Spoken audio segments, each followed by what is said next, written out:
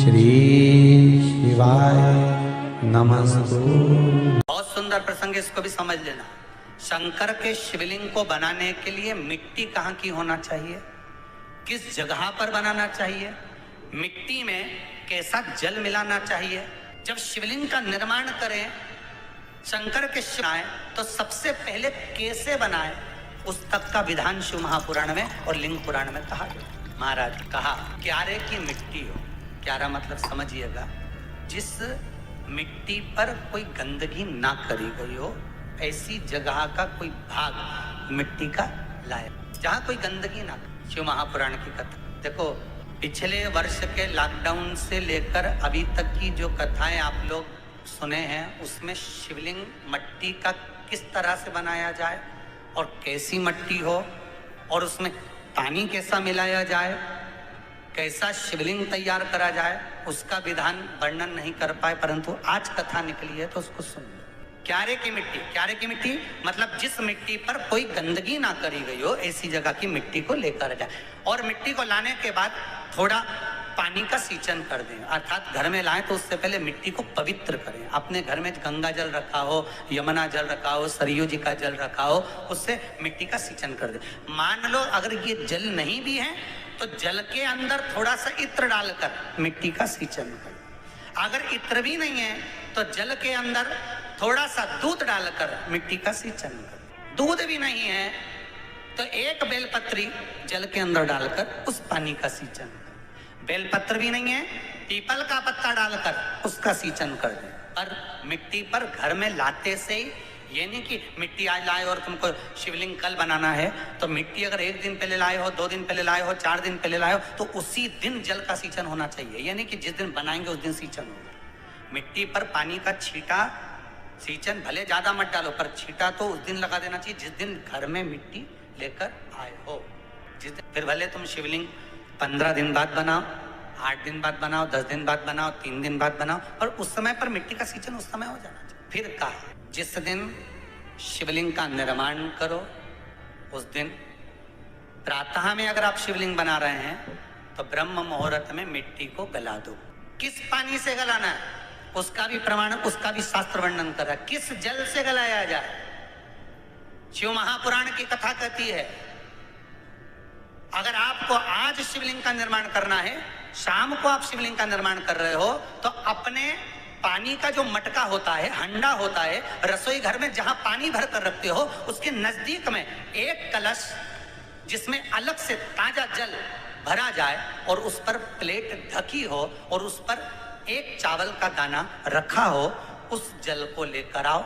थोड़ी देर रखा रहे, आधा घंटा, 2 घंटा, 3 घंटा, 15 मिनट, 20 मिनट, पर वो पानी वहां रखा होना चाहिए। रसोई घर में अन्नपूर्णा का निवास होता है, परिंदे के पास पितरों का निवास होता है। अन्नपूर्णा, पित्र सब रसोई घर के भीतर विराजमान होते हैं। शास्त्र कहता है 33 कोटि देवता एक समय के लिए, एक क्षण के लिए हमारे रसोई घर में प्रवेश करते हैं। इसलिए रसोई घर को तुम पूरे घर को स्वच्छ रखो ना रखो, पूरे घर को तुम साफ रखो ना रखो, पर रसोई घर एकदम क्लीन होना चाहिए, साफ होना चाहिए, स्वच्छ होना चाहिए। आज के जमाने में तो खैर गया, पर पहले जब मिट्टी के चूल्हे होते थे, जब चूल्हा बंद होता था तो उसको गीला कर कर, गोबर को या पानी में उसको गीला कर कर, एक कपड़े को गीला कर कर पूरे चौके को, रसोई घर को पोंछा जाता था। मिट्टी का होता था वो, तो भी उसको पोता लगाते थे, पोंछते। तो पहला क्रम है पार्थिव शिवलिंग का निर्माण। सावन के महीने में अगर आप शिवलिंग बनाते हैं, सोमवार को शिवलिंग बनाते हैं, तो नियम ध्यान रखिएगा। महाराज लिंग पुराण से है ये, इसका नियम ध्यान रखिए। क्या करना है, मिट्टी को लाना है, जल का छींटा देना, छींटा जरूर देना है। घर में लेकर आए और जल का छींटा होना जरूर है। 2 दिन तक, 3 दिन तक मिट्टी रखी हुई है और उसके बाद अगर आपने पानी का छींटा नहीं दिया है और आपने डायरेक्ट मिट्टी को गला दिया और उसके बाद बनाया, तो उसका कोई प्रमाण नहीं। जल का छींटा अवश्य। फिर उसको रख दें, 15 दिन बाद बनाओ, 4 दिन बाद बनाओ, 3 दिन बाद बनाओ, 2 दिन बाद बनाओ। शिवलिंग जब बनाओ तब उस मिट्टी को, जो कलश आपने रसोई घर में रखा है चावल का दाना रखकर प्लेट के ऊपर, अर्थात उस कलश का जल उस मिट्टी में थोड़ा सा डालिए। क्यों डाला जाता है उसका भी भाव वर्णन किया है। अब भविष्य पुराण, स्कंद पुराण और अग्नि पुराण, इन तीनों से ले लिया गया। वर्णन किया गया जब उस कलश का जल हम डालते हैं तो उस कलश में पितरों का भाव आ जाता है, अन्नपूर्णा का भाव आ जाता है, घर में लक्ष्मी का भाव आ जाता है, संपदा का भाव आ जाता है। पूरे 24 घंटे के अंदर एक क्षण के लिए रसोई घर में 33 कोटि देवता आते हैं, तो वो देवता का सारा भाव उस कलश के अंदर आ जाता है। और वो जल जब हम उस मिट्टी में मिलाते हैं तो गंगा, यमुना, सरयू, सरस्वती, ये 33 कोटि देवता में, तो इन सब का आनंद उस जल में आ जाता है। और वो जल जब हम मिट्टी में मिलाते हैं तो मिट्टी पवित्र हो जाती है, स्वयं कैलाश अधिपति को स्वीकार करने के लायक हो जाती है, निर्मित करने के लायक हो। शिवलिंग का निर्माण। अब शिवलिंग का निर्माण कैसे करना? मिट्टी में गला दिया पानी में। सबसे पहले शिवलिंग बनाने से पहले पात्र जो होता है उसके नीचे एक बेलपत्र रखी जाती है। क्या रखना है? एक बेलपत्र। शंकर को झेलने के लिए कोई साधारण नहीं है पात्र जिस पे झेला जाए। स्वयं गंगा शिव की जटा में, और आप शंकर के शिवलिंग का निर्माण कर रहे हो, कोई साधारण नहीं हो सकता। स्वयं आप विदेश्वर संहिता के अंतर्गत पढ़े कि ब्रह्मा और विष्णु, ब्रह्मा ऊपर जा रहे हैं, भगवान विष्णु नीचे जा रहे हैं, तो पता नहीं कर पा रहे कि यहाँ चरण कहां पर और शीश कहां पर है, उसको जान ही नहीं पा। बस एक बेलपत्र साधारण भाव में, बेलपत्र भी सीधा भाग, और इस बेलपत्र की जो डंडी है वो उत्तर दिशा में रखना है थाली के अंतर्गत। जब आप शिवलिंग का निर्माण करें उत्तर, इसके ऊपर जो गलाई हुई मिट्टी है वो डाल दीजिए, और डालने के बाद सबसे पहले शिवलिंग का स्वरूप बनाना है। सबसे पहले नीचे की जलाधारी नहीं बनाना। क्या बनाना है? शिवलिंग का स्वरूप बनाना। बनाने के बाद उसी शिवलिंग के पास में और मिट्टी डाल लीजिए, फिर जलाधारी का निर्माण करें। फिर शिवलिंग जलाधारी निर्मित हो गई। शंकर जी का संपूर्ण परिवार शिवलिंग में रहता है, आपको पहले भी कहा। भगवान भूत अधिपति भूतेश्वर भगवान शिव का संपूर्ण परिवार शिवलिंग में, पहले भी कथा में कहा, आज फिर आपको वर्णन कर देते हैं। जैसे ये जलाधारी है गोल, ये चरण है, ये शिवलिंग है। ये जो गोल भाग है जहां पर भगवान शंकर का शिवलिंग रखा है, ये पार्वती जी का हस्त कमल है। जहां से पानी नीचे गिर रहा है, इसके राइट भाग में श्री गणेश जी का स्थान, लेफ्ट भाग में श्री कार्तिकेय जी का स्थान। बीच में जो एक मोटी सी लाइन होती है जलाधारी में, वो पार्वती जी के सुंदर पुत्री अशोक सुंदरी का स्थान। शंकर जी के ऊपर जो तिकोनी रखी रहती है, उसके ऊपर से जो जल बूंद बूंद नीचे गिरता है, ये जो पानी बूंद बूंद नीचे गिरता है, या आप कलश से जल चढ़ाते हो या आप संगीत से जल चढ़ाते हो, तो ये जो पानी गिर रहा है, ये शंकर भगवान की 5 पुत्रियां, जया, विषहरा, शामरी बारी, दोतली और देव, ये शंकर जी की 5 बेटी। कार्तिकेय भी है, गणेश भी हैं, अशोक सुंदरी भी है, शंकर जी की 5 बेटियां भी हैं, शंकर भी है और पार्वती भी। अर्थात शिव जी के परिवार में आपको गणेश जी की पूजन अलग करने जाने की जरूरत नहीं पड़ेगी। शंकर के परिवार में पार्वती जी की पूजन अलग करने जाने की जरूरत नहीं पड़ेगी। कार्तिकेय की पूजन अलग जाकर करने की जरूरत नहीं है। शंकर का परिवार शंकर के शिवलिंग के साथ में उस जलाधारी में संपूर्ण परिवार शंकर का विराजमान है। संपूर्ण परिवार, कुछ भी नहीं, संपूर्ण और पूरा परिवार है महाराज।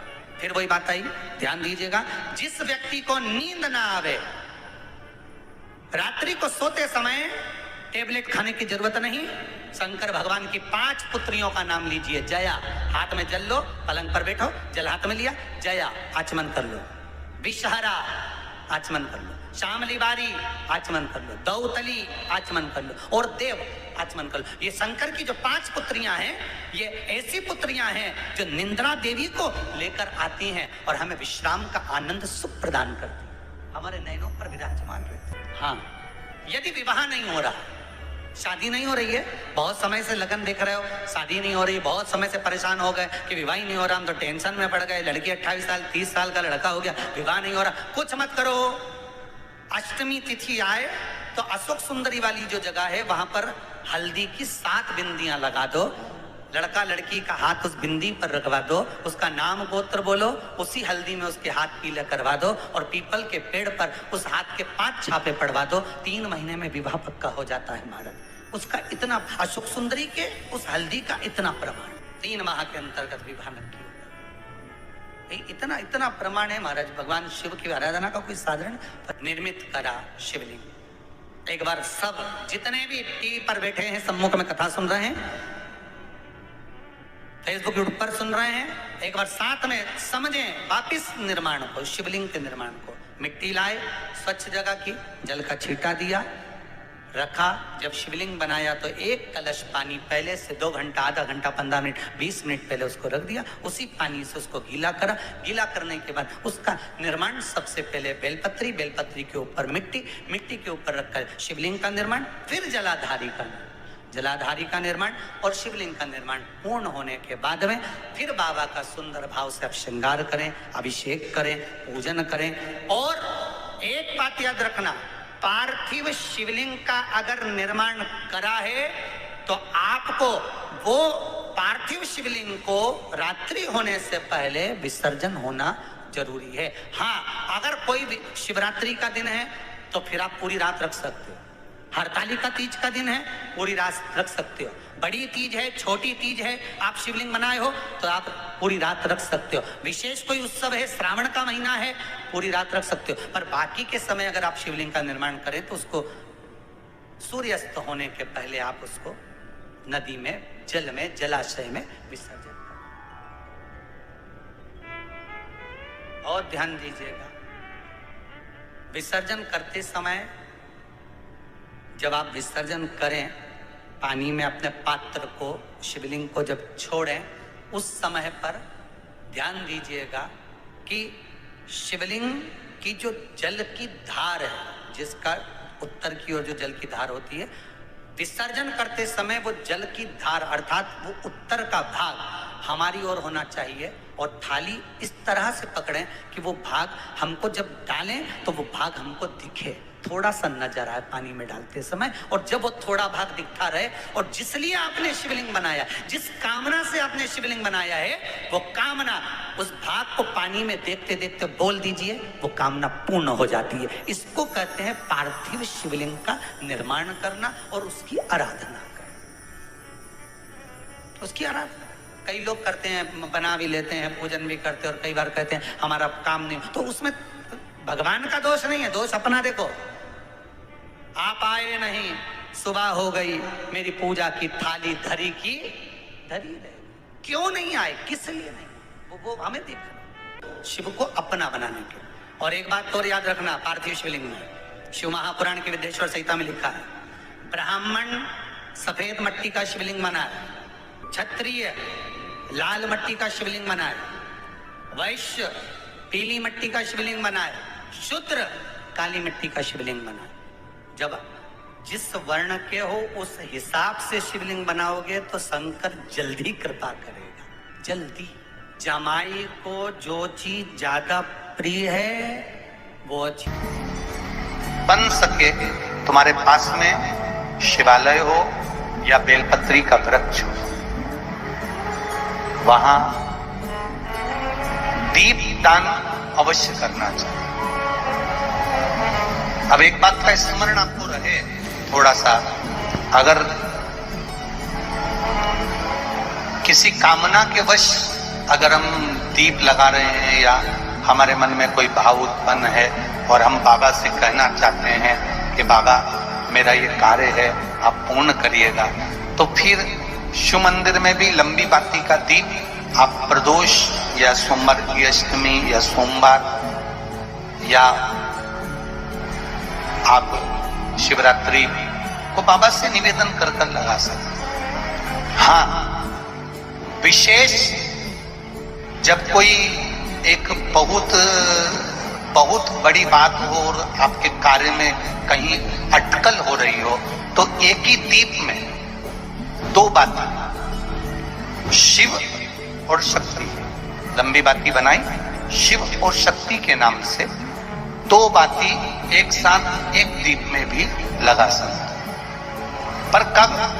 जब विशेष कोई आपका कार्य हो और वो अटक रहा, विशेष कोई कार्य, और आप बाबा से प्रार्थना कर रहे हो, तो दो बाती का भी प्रयोग आप कर सकते हैं कि हमारे घर में बहुत तकलीफें बढ़ गई, बहुत दुख बढ़ गया, बहुत कष्ट, अपार कष्ट बढ़ गया, बहुत दुख हमारे जीवन में बहुत बढ़ गया है। तो शिव पुराण कहती है कभी मौका मिले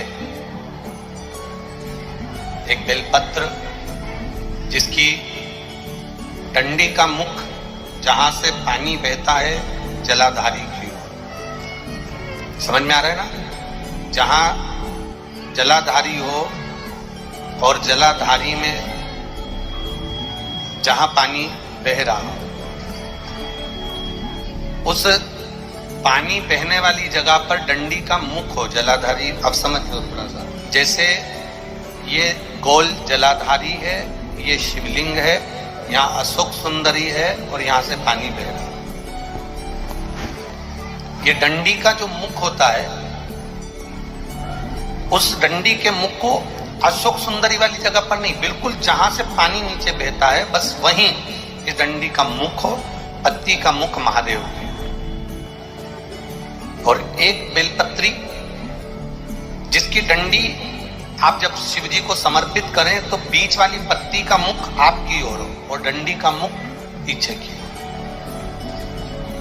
डंडी का मुख पीछे की, पत्ती का मुख आपकी। महाराज शिव महापुराण की कथा कहती है किसी भी 12 महीने में शिवरात्रि आती है, 12 महीने शिवरात्रि आती है, किसी भी एक शिवरात्रि पर, किसी भी एक शिवरात्रि पर अगर आप भगवान शंकर के मंदिर में जाकर ये 2 बेलपत्री समर्पित कर कर दोनों जगह पर पंचजल, मतलब जो कलश आपके पास में है, पानी का लोटा, जल का पात्र जो आपके पास में है, तो यहां जो बेलपत्री आपने इस ओर जल पानी बह रहा है, इस ओर रखी, यहां पर भी 5 बार जल उसी कलश में से 5 बार जल यहां पर, और उसी कलश में से 5 बार जल जो शिवलिंग पर आपने बेलपत्र रखी है समर्पित करिए वहां पर। ऐसे 5 बार इधर और 5 बार शिवलिंग पर जल समर्पित कर कर अपने जो दुख है, अपनी जो तकलीफ है, अपना जो कष्ट है, बहुत तकलीफें जो हमें आ रही है, बहुत जो तकलीफें हमें आ रही है, हम वो बाबा से कहकर, बाबा से प्रार्थना कर, अगर वो जल दोनों जगह पर एक शिवरात्रि, 12 महीने शिवरात्रि आती है, किसी भी शिवरात्रि को हम जब जल समर्पित करें और बाबा से प्रार्थना करें तो ये निश्चित है, एक शिवरात्रि पर करते हैं, अगली शिवरात्रि जब आती है तो बाबा आपके दुख को, आपके कष्ट को मिटा ही देता है, ये निश्चित है।